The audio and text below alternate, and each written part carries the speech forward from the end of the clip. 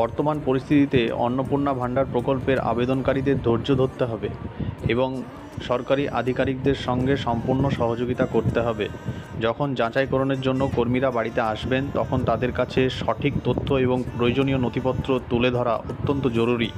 কোনো দালাল চক্র বা ভুয়ো খবরের ফাঁদে পা না দিয়ে শুধুমাত্র সরকারি নির্দেশিকা অনুসরণ করুন।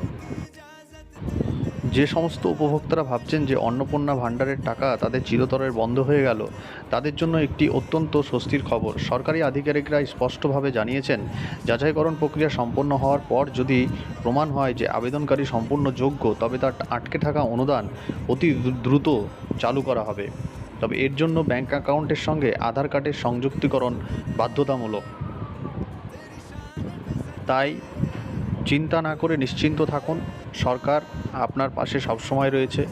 গুজবে কান দিবেন না, কোনো রকম ভুয়ো খবরের ফাঁদে পা দেবেন না।